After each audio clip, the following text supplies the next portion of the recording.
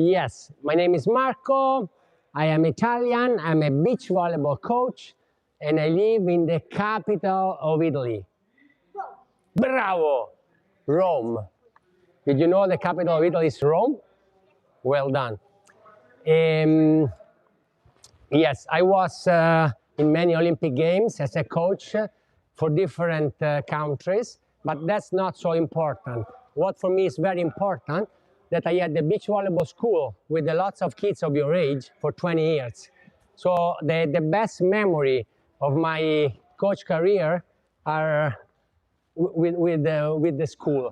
When, for example, I remember a kid that at the beginning of the year was coming so shy, like hiding behind his mother, and at the end of the year, he was entering the facility, throwing the bag, then at the end, running in the shower, makes lots of jokes with his teammate. So that for me, it was not only try to teach beach volleyball, but it was a lot about make a little guy more confident, more secure, more able to communicate with this community. So for me, beach volleyball was always this strong sense of belonging.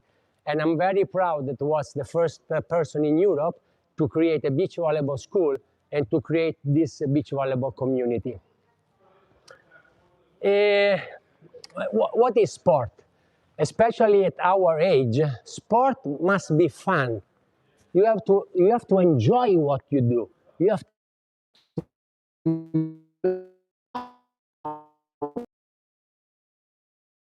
If you want really to have success, strongest energy that will help you in that.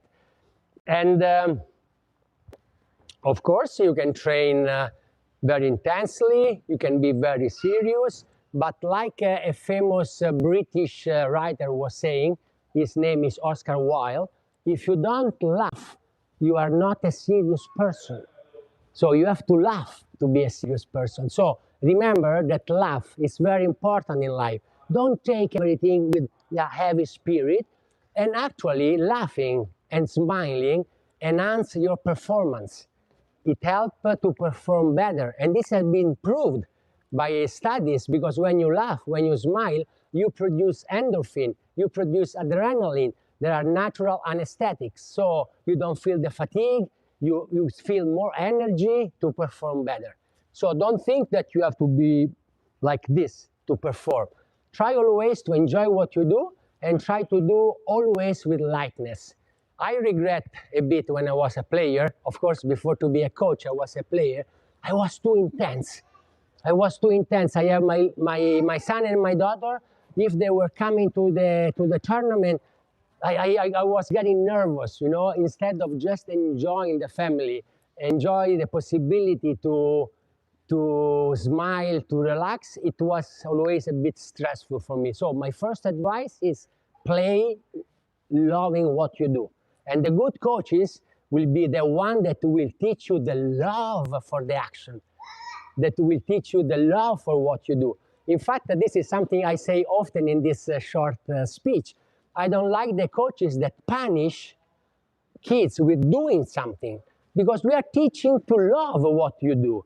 You cannot punish somebody with run around the court or with push-up or with squat. We have to punish with sit down. You don't do anything, because we love so much what you do, so much what we do, that the real punishment is not to do it. Please, Alex, what do you want to ask? Our soccer coach always does that once we have to run half of the field. There are different systems. For example, in Russia, they are still punishing with that. But I disagree. According to my experience and my studies, I found out that was working much better. Teach the love for what we do, and if you misbehave, okay, sit down for 2 minutes. Then normally after 10 seconds, I was letting the kid come back in the group. But just the idea, yes. That's just a trick to make you run. I know from the coach, because otherwise you don't run.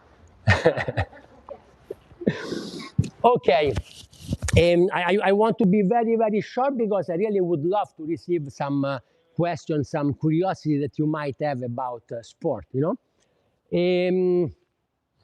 Of course, what can jeopardize the performance, it's our emotions, you know, like tension, fears, anxiety.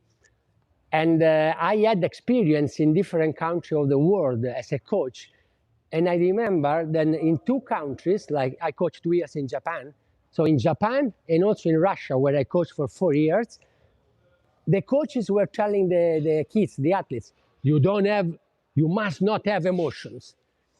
But for me, it was crazy because emotions are very natural. It would be the same like, hey, now you run a marathon with 105 degrees Fahrenheit and you don't sweat. How can I not sweat? It's a physiological thing. So emotions are physiological. The big point is that we should be able to canalize our emotions because emotion can be disruptive, but the emotions are energy, emotions are power. So if you are able to direct in the right way our emotion, we will be invincible. Okay, so don't be afraid to have emotions. Just try to direct your emotion in the right way.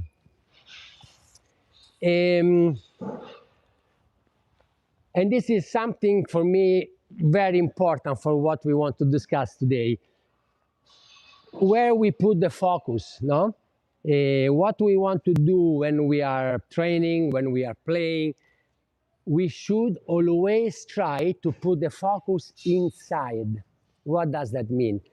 I should not focus about things that I cannot control.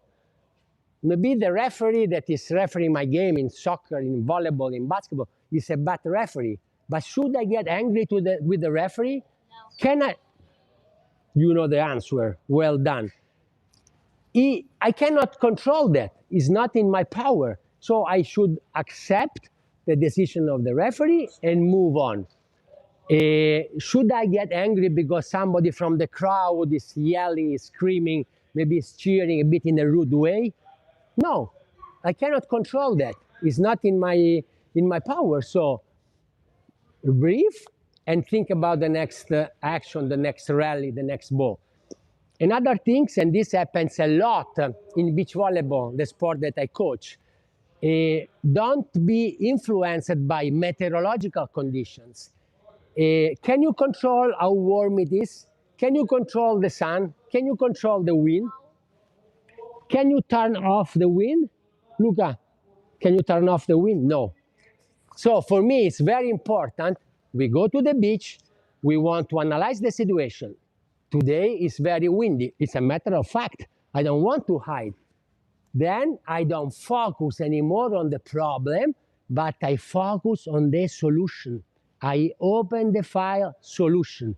That means I training with the wind. I remember that I have to touch the ball in a certain way. I remember that I have to move my feet in a certain way. So don't focus on the problem. Try always to focus on the solution. This is super important because when you cannot control something, don't lose your energy. Don't put your emotion in what you cannot control. Put your focus in what is up to you. So you can think, okay, I play basketball. There is a boy, a girl that is very aggressive. Okay, I want to be strong. I want to resist. I have to think, I have to throw a free throw. I have to think about technique, you know. I have to focus. It's what in my control. That's a key point to have the right mindset to become good athletes in any kind of sport. For example, maybe some of you follow a bit the tennis. Now there is this Italian player, Yannick Sinner, that is top in the world. He's #1. And maybe he cannot be super empathic with the crowd but he's a robot. Anything happens, you can see that he focuses on the next ball. In fact, when I speak with my player, I said, which one is the most important ball of the game? The next one, because it's close future. I don't want to think about a ball that happened 20 minutes ago. I don't want to think about in 20 minutes what will happen. I want to think about the next ball, the next rally, the next action. This is the way to put your mindset in the right way. Regarding this, I want to give you an example. Last week, before I came to United States, I was in Poland. Where is Poland? Europe. Where? In Europe? In Poland. Where is Poland, more or less? South Europe? Mediterranean? No. West. No. Northeast. South. Near Ukraine, actually. Is the border is a big... Ukraine was west. No, east. There is a big border with Ukraine and Poland. Anyway, I was there with my team that I'm coaching now. Their name is Lupo Krumins. This Lupo was a silver medal in the Olympic of 2016. So can you understand which kind of mindset this guy has? And there was an episode that really clarified a lot of things. We were playing with a team from Latvia. I was sitting in the bench, and the games was going very close. Point, like 9-9, 10-10, 11-11, super close game.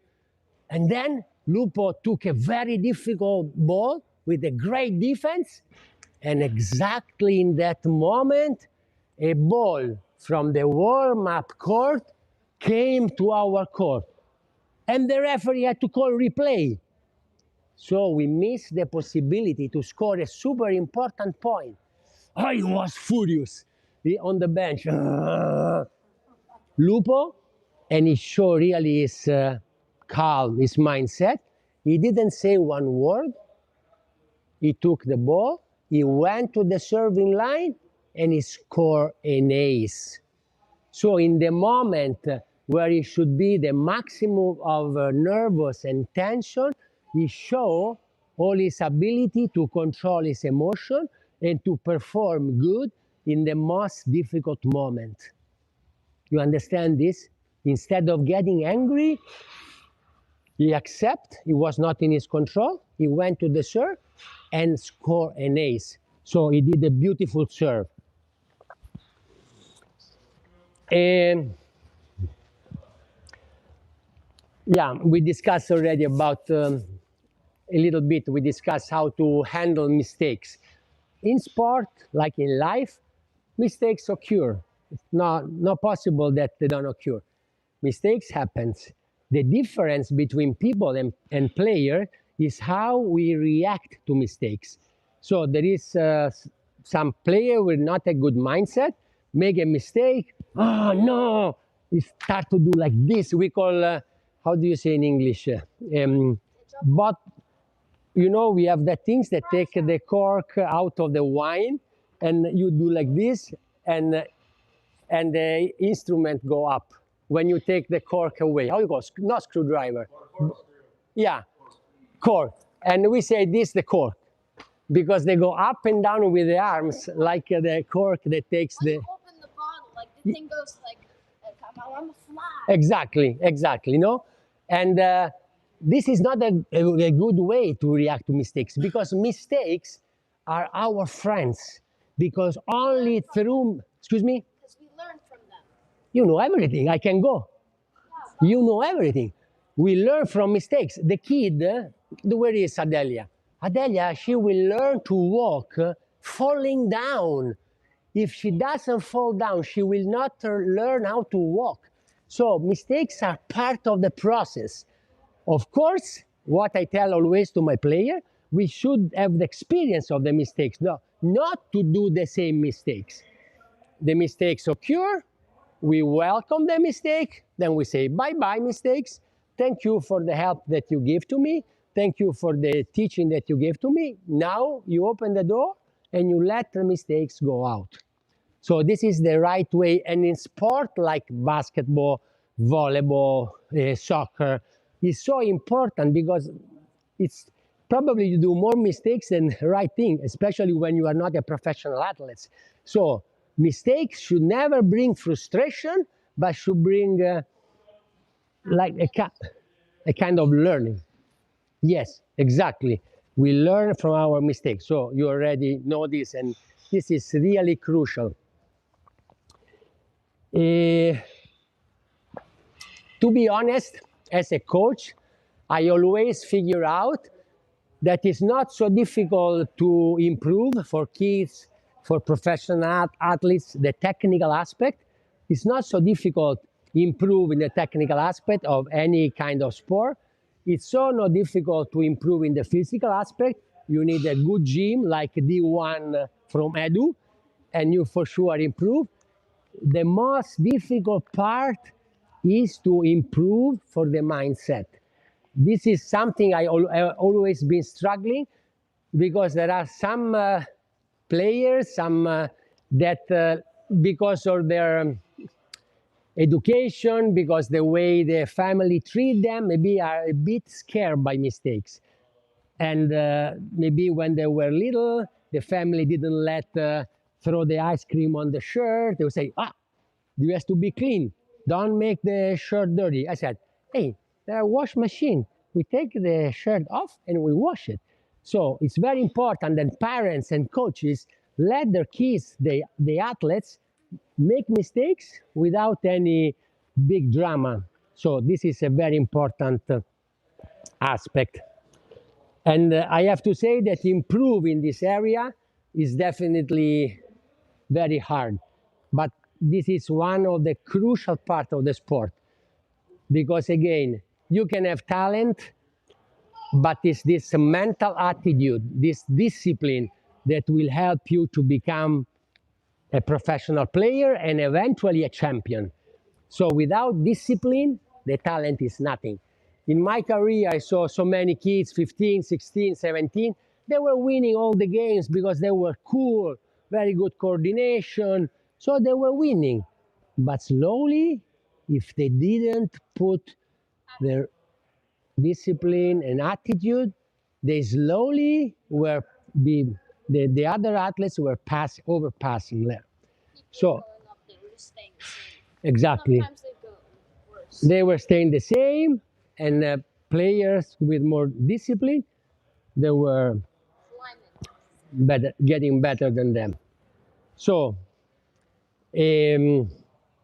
of course, especially at your age, don't take me wrong. You must think about study. You must think about having fun with your friends. You must think about your family. But when you go sport, try, like we said at the beginning, smile, but smile with discipline. And then for sure, it will work. So just to finish, I wrote 4 points. Love what you do, have fun in what you do, smile and be serious, train with discipline. That's all. Thank you.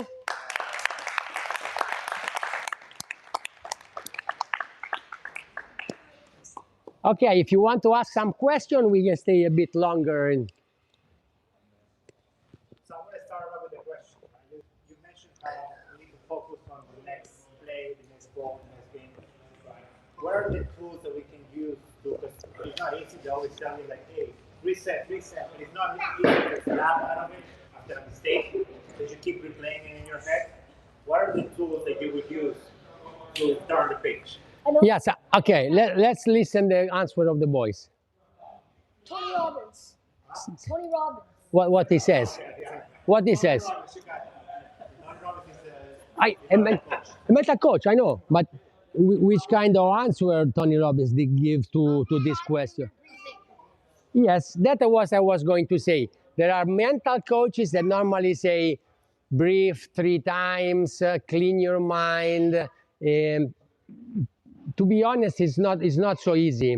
Like I said before, it depends a lot from your personality, the kind of person you are. But for sure, we can discuss with mental coaches, with sports psychologists, in order to find a better way to deal with our mistakes. I can say that some athletes are like naturally good in doing that, and it's what I call the real talent. For me, the real talent is not to be coordinated. The real talent is be fresh in your mind, because that is something that you cannot improve very much. So for me as a coach, I consider the real talent when a person is kind of naturally able to take everything with lightness, not this with superficiality. I had this discussion sometime with some players because the lightness and superficiality, there is a very tiny line that divides the two things. Lightness is a very good quality, superficiality is not. So you don't have to be superficial, but you have to be light. Because sometimes lightness, oh, I don't care. No, this is a fake that you don't care. So you have to care, but without carrying the heavy brick on your shoulder. It's a very complicated thing, I have to say. How do you deal with when you, let's say, you're winning, point, very close, you're starting to feel a lot of like pressure? How do you deal with pressure, like for your own pressure? What I recommend to my players to focus on the technique. When the moment is crucial, just think about your technique. I speak about beach volleyball because I know better. They are serving you. Just think about a good first touch. They serve your partner. Just think about a good and smooth movement for a set. So just focus on the technique. Don't go very far with your mind. Stay there. Stay on the things that you can control, like I mentioned before. It was all clear. Amazing. George. The techniques that Ted Lasso would say would be to be a goldfish because you could forget about it. So I was just going to say to the kids, if you guys ever do anything wrong, just remember that statement of being a goldfish because a goldfish has the shortest memory in the animal kingdom. So just don't think about it. Let it go and just move on. I have the attention And that's what goldfish. the coach is trying to tell you. Don't worry about it. You can think of 20 different ways to do it, but just remember, be a goldfish, forget about it, and move on to the next play. In the same moment, you should consider what the mistakes brought to you. No, otherwise you don't make a treasure of the mistake. You have to say, okay, I made the mistakes. I learned this out of the mistake. Now I let it go. Can't you also learn from your mistakes? Look back on your game and see what you did wrong and don't do. Absolutely. With my player, in fact, I was always watching the video at the end of the game, and I was doing a lot of this. Sometimes I was also showing the good thing, because otherwise maybe the players get a bit frustrated that you show only the mistakes. But in the video that we were watching after the game, we were discussing, with this ball, maybe it was better to take this as a solution. And this is how you build the system of your team.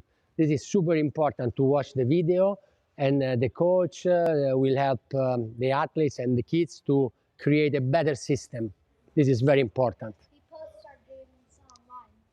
Yeah, we're able to watch them. If you put my name on YouTube, you will find a lot of things that I did for like small lesson, blah, blah, blah.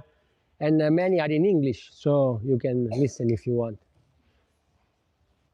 Luca. Kelly? So for me, to focus on the game and to improve, I have a very serious kind of mindset. Yeah. Not negative, I'd say more just and then my face kind of looks not light, not from the exterior, but for me, I'm just hyper focused. But when I'm very trying to have fun and light, I lose my focus and I lose my technique. So I don't know how to bring those. I totally understand you, because I was the same. I told before, not that I was too serious. I was very focused on what I was doing. And for me, it was not very bringing something to my game, have a joke with somebody. There are some players, you see also in tennis, players that like to joke with public, for other one, but I know you, and I agree with you that sometimes you are too rushed with yourself. So somehow you have to be intense. It's your style.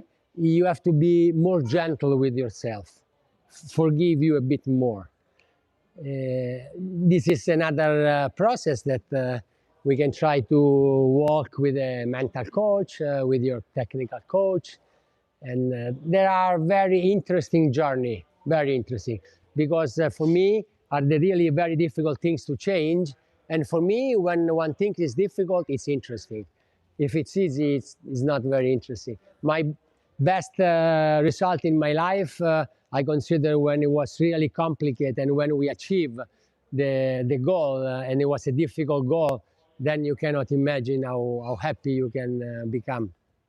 I have another question for you. Oh, I'm sorry. No, go ahead. So you described the situation of like somebody scored the ball and then there was a practice ball that came on the court and was it Luke? Luke was the person Luke? Like he was able to control and focus on the next. Do you think he was still experiencing those emotions and just like was able to control, or he was like totally like detached himself from the situation and was super calm? Does that make sense? Is the idea to train yourself that you're super calm, or the idea is like to still feel it, but figure out the way You hide. Yeah. In my opinion, this guy is naturally gifted. He didn't really, these things that they don't hurt him. Maybe other things hurt him, but he has this natural talent that, rationally is totally right. Why should I get angry? It doesn't help. It doesn't bring a point to my team. I can only focus to the next serve. But I don't think they work on that. I think really is the way he is. He's not hiding or faking that he's calm. It's like a natural talent, and it's a huge gift, huge. That's why he probably, with not special physical skills, he get silver medal in the Olympic game of Rio.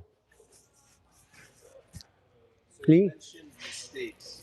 How important is it to focus on the good things, like your accomplishments? We go a bit more in a specific aspect of a professional player. Normally, when you get closer to the competition, you want to work more on your strength because you want to build confidence in your player. So if I have a group of kids and we have 1 year in front, and I don't like to make them compete too much. I like to start competition where they are maybe 12, 13. Early competition, it might finish, not might, I read some books about that. They make some serious studies in US. The 70% of the kids that were competing before 13, they were leaving the sport because they didn't have the emotional tools to deal with defeat, with mistake and stuff like that. And I totally agree on that. So when I had my beach volleyball school with kids of 7, 8, 9, 10, I was doing a lots of game, a lots of basic motricity, a lots of rule, community, teaching beach volleyball, maybe some small competition, but with themselves. Like I was putting some hula hoop or behind the net, and that they have to set the ball in the hula hoop. And so they were a challenge with themselves, not with other kids. And at the end, there was that one that was finishing the training with 45 points, and another one was finished with 3 points. But then I was going to him and say, hey, yesterday you did 2 points, today 3. And he was happy. Maybe it was a boy or a girl not super coordinated, but that's what sport is. It's find friends. So you don't have to become a professional player. So this is very important in my opinion.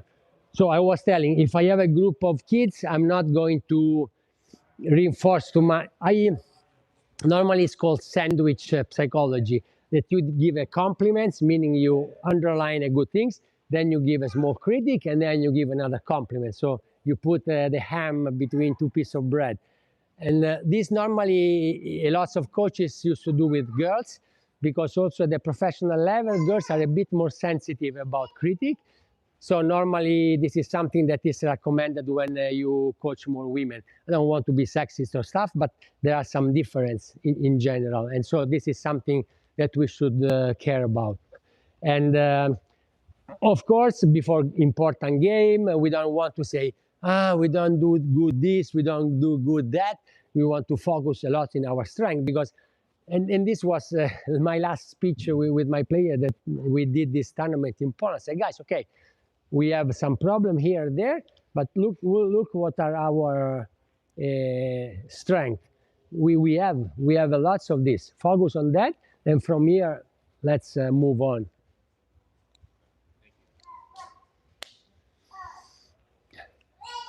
We finish here, dinner time.